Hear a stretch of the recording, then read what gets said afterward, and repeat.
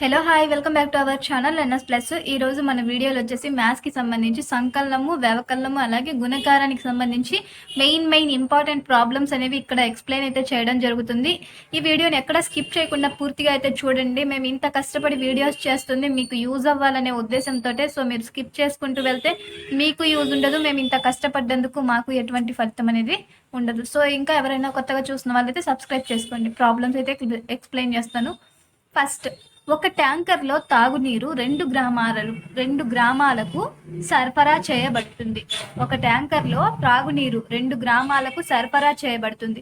ఒక గ్రామానికి వచ్చేసి 3870 బకెట్ల నీరు, రెండవ గ్రామానికి 5295 బకెట్ల నీరు సరఫరా చేయబడితే 2 గ్రామాలకు సరఫరా చేసిన మొత్తం తాగునీరు ఎంత? మొత్తం అన్నప్పుడు ఏం చేయాలంటే ప్లస్ చేయాలి.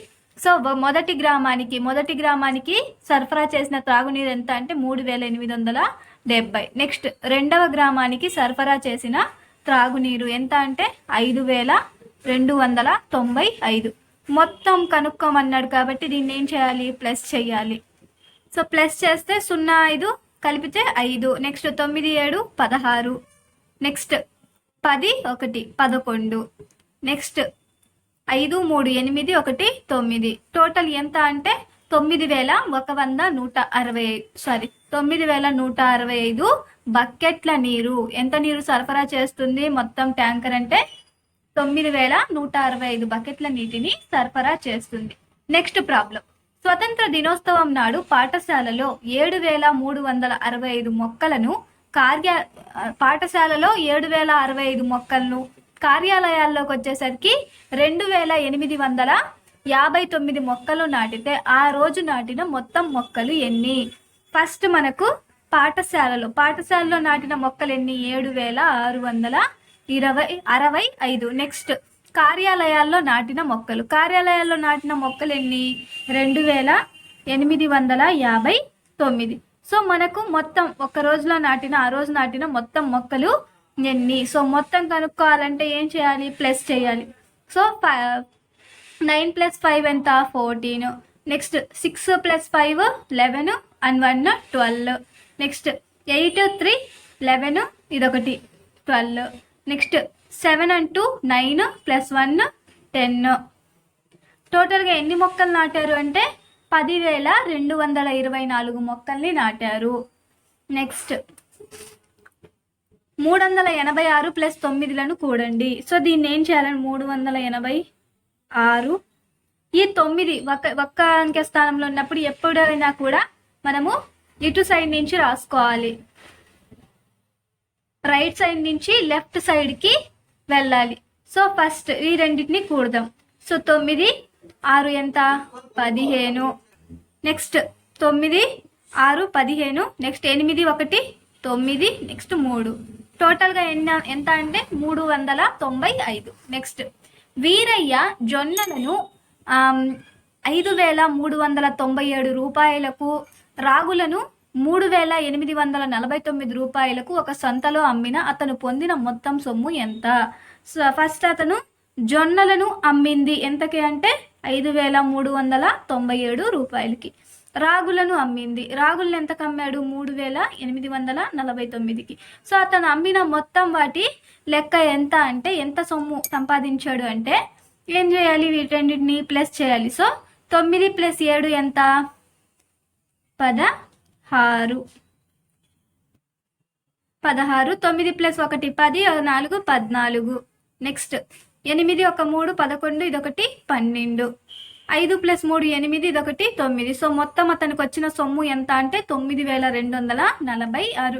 ఇవేమున్నాయిలే కూడికలే అనేసి వదిలేస్తే మాత్రం చాలా ప్రాబ్లమ్స్ వస్తాయన్నమాట. సో ఫర్దర్గా ఒకసారి మీరు చెక్ చేసుకోండి, నేను ఏం చెప్తున్నా అనేది జాగ్రత్తగా గమనించండి.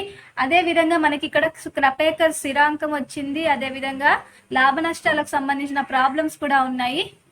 నెక్స్ట్, రామానాయుడు తన ఇటుకల బట్టీలో 8450 ఇటుకలను తయారు చేసెను. కొన్ని ఇటుకలను అమ్మిన తర్వాత 4852 ఇటుకలు మిగిలినవి. అయితే అతను అమ్మిన ఇటుకలు ఎన్ని? ఫస్ట్ అతను తయారు చేసిన ఇటుకలు ఎన్ని అంటే 8450. అమ్మగా మిగిలిన ఇటుకలు ఎన్ని అంటే 4852. సో అతను అమ్మిన ఇటుకలు తెలుసుకోవాలంటే మనం ఏం చేయాలి, ఈ మొత్తం అతను తయారు చేసిన ఇటుకల్లో నుంచి అమ్మిన ఇటుకలను అతను మిగిలిన ఇటుకలను తీసేయాలి. సో తీసేద్దాం. 0లో నుంచి 2 పోద్దా అంటే పోదు. సో ఇక్కడ నుంచి ఒకటి తీసుకుంటే 10, 10లో 2 పోతే 8. నెక్స్ట్ ఇక్కడ ఎంత ఉంటుంది, 4 ఉంటుంది. 4లో నుంచి 5 పోద్దా అంటే పోదు. సో ఇక్కడ నుంచి తీసుకుంటే 14, 14లో 5 పోతే 9. నెక్స్ట్ ఇక్కడ ఎంత ఉంటుంది, 3 ఉంటుంది. సో 3లో నుంచి 8 పోద్దా అంటే పోదు. ఇక్కడ నుంచి ఒకటి తీసుకుంటే 13 అయింది. 13లో నుంచి 8 పోతే మనకి ఎంత అంటే 5. నెక్స్ట్ 8 ఇక్కడ ఎంత ఉంటుంది, 7 ఉంటుంది. 7లో 4 పోతే 3. సో ఎన్ని ఇటుకలు అమ్మాడు అంటే 3598 ఇటుకలను అమ్మాడు. నెక్స్ట్ ఫాల్గుణ వద్ద తన బ్యాంక్ ఖాతాలో 9213 రూపాయలు కలవు. అతను తన బ్యాంక్ ఖాతా నుండి 7435 రూపాయలను ఉపసంహరించుకున్నాడు అంటే తీసుకున్నాడు అని. అతని ఖాతాలో మిగిలిన సొమ్ము ఎంత? ఫస్ట్ అతని ఖాతాలో ఉన్న సొమ్ము ఎంత, 9213 రూపాయలు. అతను తీసుకుంది ఎంత, 7435 రూపాయలు. సో ఇప్పుడు అతని ఖాతాలో ఇంకా మిగిలి ఉన్న సొమ్ము ఎంతో కనుక్కోవాలంటే మనం ఏం చేయాలి, దీంట్లో నుంచి అతని ఖాతాలో ఉన్న దాంట్లో నుంచి అతను తీసిన దాన్ని మనము మైనస్ చేయాలి. సో 3లో 5 పోద్దా అంటే పోదు. సో పక్క నుంచి ఒకటి తీసుకుంటే 13, 13లో 5 పోతే 8. నెక్స్ట్ ఇక్కడ ఎంత ఉంటుంది, 0 ఉంటుంది. సో 0 కాబట్టి ఇక్కడ నుంచి ఒకటి తీసుకుంటే 10, 10లో 3 పోతే 7. ఇక్కడ ఎంత ఉంటుంది, 1 ఉంటుంది. సో ఇక్కడ నుంచి ఒకటి తీసుకున్నట్లయితే 11, 11లో నుంచి 4 పోతే ఎంత ఉంటుంది, 7. నెక్స్ట్ ఇక్కడ ఎంత ఉంటుంది, 8 ఉంటుంది. 8లో నుంచి 7 పోతే ఎంత, 1. సో ఇంకా అతని ఖాతాలో ఎంత ఉందంటే 1778 రూపాయలు ఉన్నాయి. నెక్స్ట్ ప్రాబ్లం 2 సంఖ్యల మొత్తం 7152. అందులో ఒక సంఖ్య 5200 అయినా రెండవ సంఖ్యకు దగ్గరి వేలకు సవరించి రాస్తే ఎంత అవుతుంది? ఫస్ట్ మనం ఏం చేయాలంటే ఇక్కడ ఫస్ట్ అతను 2 సంఖ్యల మొత్తం ఎంత, 7152. అందులో ఒక సంఖ్య ఏంటి, 5200. ఈ రెండింటిని మైనస్ చేస్తే మనకు రెండవ సంఖ్య అనేది వస్తుంది. ఆ రెండవ సంఖ్య తెలుసుకున్న తర్వాత దాన్ని దగ్గర వేలకు సవరించి రాయడం జరుగుతుంది.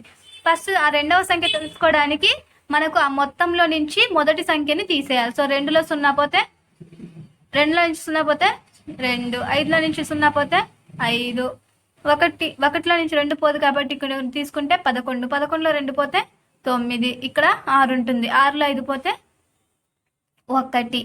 సో టోటల్గా మనకు ఎంత వచ్చిందంటే 19052. దగ్గర వేలకు సవరించి రాస్తే దేనికి దగ్గరగా ఉంది, 2000కా 1000కా అంటే మనకు 2000కి దగ్గరగా ఉంది. సో దేనికి సవరించి రాసుకోవాలి, 2000కు దగ్గరలో ఉంది అనేసి రాసుకోవాలి. నెక్స్ట్ 7425ను 9015 నుండి తీసేయండి.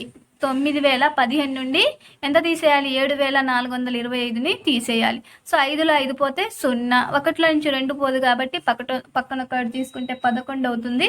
11లో నుంచి 2 పోతే మనకు 9. నెక్స్ట్ ఇక్కడ ఎంత ఉంటుంది, ఇక్కడ మనకు 9 ఉంటుంది. 9లో నుంచి 4 పోతే ఎంత అంటే 5, ఇక్కడికి వచ్చేసరికి మనకు 8 ఉంటుంది. 8లో 7 పోతే 1. సో మనకు తీసేస్తే ఎంత వచ్చిందంటే 1590 వచ్చింది. ఇక్కడ నుంచి కొంచెం ఇంపార్టెంట్ అనమాట. 8, 2, 6, 3 అంకెలతో ఏర్పడే 4 అంకెల అతిపెద్ద సంఖ్య మరియు అతి చిన్న సంఖ్య, వాటి మధ్య భేదాన్ని కనుక్కోండి. అతిపెద్ద సంఖ్య అన్నప్పుడు ఏం చేయాలంటే ఫస్ట్ మనము దాంట్లో ఉన్న పెద్ద సంఖ్యను రాసుకోవాలి. దీంట్లో ఈ సంఖ్యలో ఉన్న పెద్ద సంఖ్య ఏంటి, 8, దాని తర్వాత 6, దాని తర్వాత 3, దాని తర్వాత 2. ఇది అతి పెద్ద సంఖ్య అవుతుంది. అతి చిన్న సంఖ్య రావాలంటే దీన్ని రివర్స్లో రాసుకుంటే సరిపోతుంది. ఒకవేళ మనకు ఈ రాసే క్రమంలో ఇటు సైడ్ లాస్ట్లో 0 వచ్చినట్లయితే మనము ఆ 0కున్న పక్కంది చిన్న సంఖ్యలో తీసుకునేటప్పుడు ఇటు రాసుకోవాలనేసి ప్రీవియస్ వీడియోలో అయితే ఎక్స్ప్లెయిన్ చేశాను. సో వీటి మధ్య భేదం ఎంత వచ్చిందంటే 6264. నెక్స్ట్ 6, 1, 7, 4 అంకెలతో ఏర్పడు అతి చిన్న అతి పెద్ద సంఖ్యలు మరియు వాటి మధ్య భేదము. సో ఫస్ట్ 6, 1, 7, 4లతో ఏర్పడే అతి పెద్ద సంఖ్య ఫస్ట్ 7, 6, 4, 1 ఇది పెద్ద సంఖ్య. నెక్స్ట్ చిన్న సంఖ్య అంటే దీన్ని రివర్స్ లో రాసుకుంటే మనకు సరిపోతుంది. వీటి మధ్య భేదం మళ్ళీ అదే సంఖ్య వచ్చింది. మనం ఏదైతే తీసుకున్నామో అదే సంఖ్య 6, 1, 7, 4 అదే వచ్చింది. కాబట్టి ఈ సంఖ్యను ఏమంటారంటే క్రపేకర్ స్థిరాంకము అనేసి అంటారు. ఈ సంఖ్యను ఏమంటారంటే క్రపేకర్ స్థిరాంకము అంటారు. సో ఇది వచ్చేసి దత్తాత్రేయ క్రపేకర్ గురించి ఇచ్చాడు. దత్తాత్రేయ క్రపేకర్ జననం వచ్చేసి 1905, మరణం వచ్చేసి 1986. దత్తాత్రేయ రామచంద్ర క్రపేకర్ అతని పూర్తి పేరు. 1905 సంవత్సరంలో జన్మించాడు, 1986లో మరణించాడు. భారతీయ గణిత శాస్త్రవేత్త. ఈయన ఒక పాఠశాలలో పని చేస్తూనే సంఖ్యా వినోదంపై వివిధ సంఖ్యలపై పరిశోధనలు అనేవి చేసి దాని యొక్క లక్షణాలను కనిపెట్టడం జరిగింది. ఈయన పరిశోధనల్లో ఈయన పరిశోధనలో ఉన్న సంఖ్యలు చూసుకున్నట్లయితే హర్షస్ సంఖ్యలు, సెల్ఫ్ సంఖ్యలు, డెమ్లో సంఖ్యలు ఇవి బిడ్స్ గా ఫామ్ అయ్యే ఛాన్స్ ఉంది. ఏమేం కనుగొన్నాడు అంటే దత్తాత్రేయ రామచంద్ర క్రపేకర్ అతని పరిశోధనలో హర్షస్ సంఖ్యలు, సెల్ఫ్ సంఖ్యలు, డెమ్లో సంఖ్యలను కనుగొన్నారు. 6174 యొక్క విశిష్టతను ప్రపంచానికి తెలియజేసింది. 6174 అంటే క్రపేకర్ స్థిరాంకం యొక్క విశిష్టతను ప్రపంచానికి తెలియజేసింది ఎవరు అంటే దత్తాత్రేయ రామచంద్ర క్రపేకరు. ఆ తర్వాత ఇతను ప్రపంచానికి దాని యొక్క విశిష్టతను తెలియజేసిన తర్వాతే దానికి క్రపేకర్ స్థిరాంకం అని నామకరణం అయితే చేయడం జరిగింది. నెక్స్ట్ మనకు లాభ నష్టం గురించి ఇచ్చాడు. సో అంత డీప్గా ఇవ్వలేదు, కొంచెం 4th క్లాస్కి తగ్గట్టు ఇచ్చాడు. లాభము ఈక్వల్ టు అమ్మిన వెల మైనస్ కొన్న వెల. లాభం అంటే ఒక వస్తువు కొన్న వెల కంటే అమ్మిన వెల ఎక్కువగా ఉంటే లాభం వస్తుంది. అదే విధంగా ఒక వస్తువు కొన్న వెల కంటే అమ్మిన వెల తక్కువగా ఉంటే ఏమొస్తుందంటే నష్టము. నష్టానికి ప్రిన్సిపల్ ఏంటి అంటే కొన్న వెల మైనస్ అమ్మిన వెల. లాభానికి వచ్చేసి అమ్మిన వెల మైనస్ కొన్న వెల. నెక్స్ట్ కొన్ని ప్రాబ్లమ్స్ చూద్దాం. పద్మజ ఒక చీరను 7500కు కొని రూపాకు 5850కు ఆ చీరను అమ్మినా పద్మజకు లాభం వస్తుందా నష్టం వస్తుందా ఎంత? ఆమె కొన్నది ఎంతకి 7500కి, అమ్మింది ఎంతకి 5850కి అమ్మింది. సో మనకు దాని కొన్న వెల కంటే అమ్మిన వెల తక్కువగా ఉంది కాబట్టి నష్టం వస్తుంది. సో ఎంత నష్టం అన్నప్పుడు నష్టానికి సూత్రం ఏంటి? ఆవే మైనస్ అమ్మిన వెల మైనస్ కొన్న వెల. అమ్మిన వెల ఎంత మనకు నష్టానికి సూత్రం వచ్చేసి నష్టము ఈక్వల్ టు ఓవే మైనస్ ఆవే, కొన్న వెల మైనస్ అమ్మిన వెల. కొన్న వెల ఎంత మనకు 7500, అమ్మిన వెల ఎంత 5850. సో దీంట్లో నుంచి దీన్ని తీసేస్తే ఎంత నష్టం వచ్చింది అనేది తెలుస్తుంది. ఒకసారి తీసేద్దాం. 0 పోదు. నెక్స్ట్ ఇక్కడ 0 ఉంది కాబట్టి ఒకటి తీసుకుంటే 10, 10లో 5 పోతే 5. నెక్స్ట్ ఇక్కడ ఎంత ఉంటుంది 4 ఉంటుంది. సో ఇక్కడ నుంచి 14లో 8 పోతే 6. నెక్స్ట్ ఇక్కడ 6 ఉంటుంది, 6లో నుంచి 5 పోతే 1. సో ఎంత నష్టం వచ్చిందంటే 1650 రూపాయలు నష్టం వచ్చింది. నెక్స్ట్ ఒక దుకాణదారుడు పంచదార బస్తాను 1650కు కొని 90కు ఎక్కువకు అమ్మాడు. అతనికి లాభమా నష్టమా? అతను కొన్నది 1650కి, 90 రూపాయలు ఎక్కువగా అమ్మాడు. సో అతను ఎంతకు అమ్మాడు అంటే 0, 5, 9, 14, 7, 1740కి అమ్మాడు. ఎంత లాభం వచ్చింది? ఎంత లాభం వచ్చిందంటే ఎంతకి ఎక్కువ అమ్మాడో అంత, అంటే 90 రూపాయల లాభం అనేది వచ్చింది. నెక్స్ట్ రహీం గొడుగులను 2100 రూపాయలకు కొని వాటిని 1950కు అమ్మాడు. 2100 కొని 1950కి అమ్మాడు. సో అమ్మిన వెల అనేది తక్కువగా ఉంది, అంటే అతనికి ఏమొచ్చింది? నష్టం వచ్చింది. ఎంత నష్టం అంటే సో ఈ కొన్న వెలలో నుంచి అమ్మిన వెలను తీసేస్తే మనకు నష్టం ఎంత అనేది తెలుస్తుంది. నెక్స్ట్ 124 × 2 = 248లో గుణకము, గుణ్యము మరియు లబ్ధములు రాయండి. ప్రీవియస్ వీడియోలో గుణకము, గుణ్యము మరియు లబ్ధాల గురించి అయితే ఎక్స్ప్లెయిన్ చేశాను. గుణించబడే సంఖ్యను గుణకం అంటారు. గుణించబడే సంఖ్య పర్ సపోజ్ 124ను 2 గుణిస్తుంది. సో ఇది గుణించబడే సంఖ్య. ఇదేమవుతుందంటే గుణకం అవుతుంది. ఈ 124 అనేది 2 చేత గుణించబడుతుంది. గుణించబడే సంఖ్యను ఏమంటారంటే గుణ్యము. గుణించబడే సంఖ్య గుణ్యము. వీటి రెండిటికి మధ్య వచ్చిన 248 దీని యొక్క లబ్ధం అవుతుంది. గుణించే సంఖ్యను గుణకమని, గుణించబడే సంఖ్యను గుణ్యం అనేసి అంటారు. వీటి రెండు ఫలితాన్ని ఏమంటారంటే లబ్ధం అనేసి అంటారు. నెక్స్ట్ చమ్మచింత పాఠశాలలో 126 మంది పిల్లలు ఉన్నారు. ఉపాధ్యాయుడు ప్రతి పిల్లవానికి 4 మొక్కల చొప్పున ఇచ్చి వాటిని గ్రామంలో నాటమని చెప్పాడు. అయితే వారు ఎన్ని మొక్కలు నాటారు? మొత్తం ఎంతమంది పిల్లలు? 126. సో ఎన్ని మొక్కలు ఇచ్చాడు? ప్రతి పిల్లవాడికి 4 మొక్కలు. సో మొత్తం ఎన్ని మొక్కలు అంటే ఈ రెండింటిని ఇంటూ చేస్తే మనకు ఆన్సర్ అనేది వస్తుంది. 4 ఆర్లు 24, 4 2 8, ఈ 2 10, నెక్స్ట్ 4 1 4, ఇదొకటి 5. సో మొత్తం ఎన్ని మొక్కలు అంటే 504 మొక్కలు. నెక్స్ట్, ఒక బుట్టలో 164 మామిడి పండ్లు ఉన్నాయి. అయితే 5 బుట్టల్లో మామిడి పండ్లు. సో ఏం చేయాలి? 164 ఇంటూ 5 చేస్తే మనకు ఆన్సర్ అనేది వస్తుంది. 5 4 20, 5 6 30, 31 2 32, 5 1 5, ఇదొక 3, 820 మామిడి పండ్లు ఉన్నాయి. నెక్స్ట్, ఒక వరుసకు 65 చొప్పున 124 వరుసలకు ఎన్ని చెట్లు ఉంటాయి? 124 ఇంటూ 65 చేస్తే మనకు ఎన్ని చెట్లు ఉండేవి వస్తుంది. నెక్స్ట్, ఒక కుర్చీ ధర 375 రూపాయలైన 18 కుర్చీల ధర. సో దీన్ని ఇంటూ చేస్తే మనకు 18 కుర్చీల ధర ఎంత అనేది తెలుస్తుంది.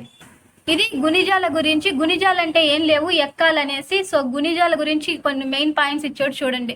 ఒక సంఖ్యకు అనేక గుణిజాలను రాయగలం. ఫర్ సపోజ్ 2 యొక్క గుణిజాలు రాసుకుంటూ పోతే ఇన్ఫినిటీ, అనంతము, ఎన్నైనా వస్తూ ఉంటాయి. ఇన్ఫినిటీ అన్నమాట, అనంతము. ఒక సంఖ్యకు అనంతమైన గుణిజాలు ఉంటాయి. అనగా ఒక సంఖ్యకు చివరి గుణిజం అనేది చెప్పలేము, రాస్తూ ఉంటే వస్తూనే ఉంటాయి. ప్రతి సంఖ్యకు అదే సంఖ్య, ఇప్పుడు 2కి 2 ఒక గుణిజం అవుతుంది. 2 1 2, ఇది ఒక గుణిజం అయ్యింది.